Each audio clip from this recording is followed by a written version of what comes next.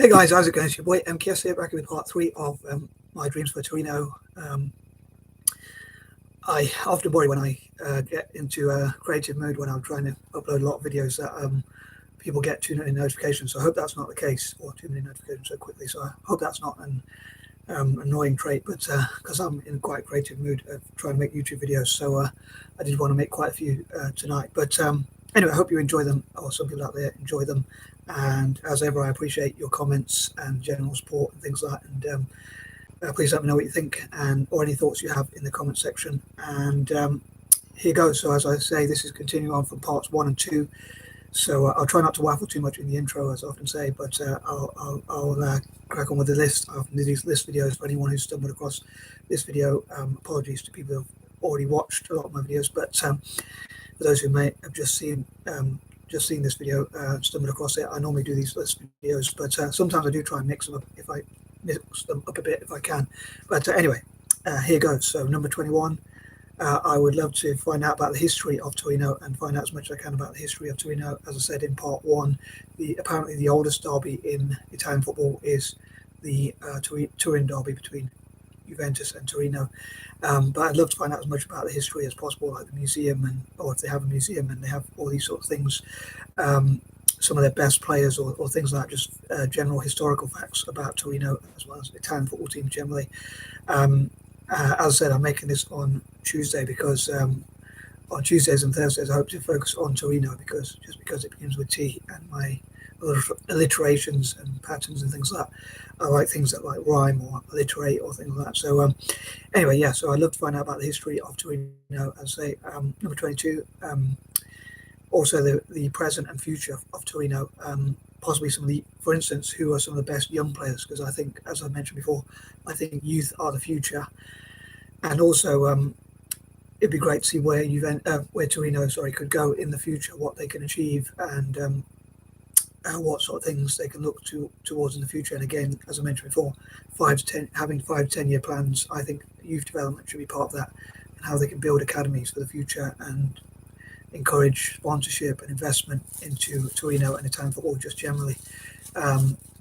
Number 23, on that note, I would love to see as much investment and sponsorship towards in Torino and Italian football generally, as I mentioned before.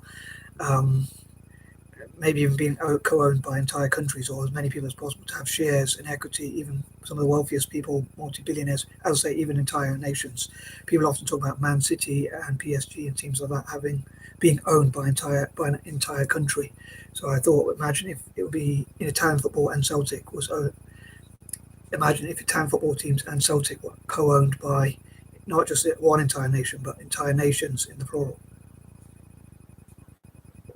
Excuse me, which of course would take it to the next level. But also, I think it'd be great. Obviously, with great power comes great responsibility, and I think wealth being like power, or wealth being a part of power, or power being a part of wealth. I think that if Torino gets a lot of money, they should donate a lot of that towards charity, as I talked about before, like supporting projects across Africa, things like empowering Africa with electricity, access to more electricity in Africa and Asia, faster internet connection, tech training for people across Africa and indigenous Africans and Australians, and hopefully that will improve relations between the black diaspora and Italians, which I know Italy can be quite racist, but hopefully these sort of things will make things better and improve relations, which I think will show football can do a lot of good. So yeah, I think it'd be great if they do a lot of philanthropic work, if they get all this money, extra money in the club itself, and like how they can invest that money in success on the field, but also in helping poor people around the world, including in Italy, and supporting the poorest 10% people in all possible countries is a goal I have. So I hope Torino and other Italian teams and Celtic will do similar. Basically having foundations and things like that which help people. Number 24, as I mentioned in part 1 again, sorry to be so repetitive, but I know it's a bad habit of mine, another bad habit of mine, but I think that it would be great for Italian teams when they play against each other to be rivals, but when they're playing against non-Italian teams, like to support each other, especially when they're playing in Europe or the Champions League. I'd love it if somehow Torino even supported, even if when they play each other, they might hate each other or go against each other, or at least strongly dislike each other, because I'm not a big fan of hate, but they may even hate each other or whatever. But when they're playing against when Juventus are playing in the Champions League, I hope that even Torino will support them.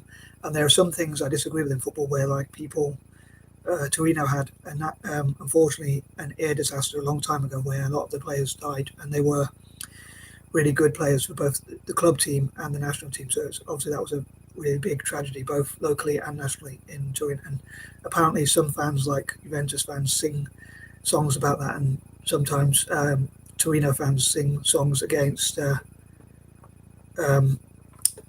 negative things that happen, like the Heysel disaster, which happened again with Juventus fans losing a lot of their fans. So I think those sorts of things should be discouraged by the clubs themselves and the majority of fans, so that they don't go to that level. So they can still be rivals, but not take it to that level, which I think would be great if they didn't take it to that level. As I say, number 25. Another quirky dream I have is, I know you probably noticed if you've watched a lot of my videos that I am quite quirky, including in this video, or in these videos. You'll probably notice I'm fairly quirky or strange, perhaps admittedly. But I would love for people from republics, I would say, somehow even the BRICS, Brazil, Russia, India, China, and South Africa, which are all republics, to invest in Italian football again. I don't know what could what could help to bypass the sanctions with Russia or whatever. Some countries are putting sanctions on. I don't know if Italy is doing so.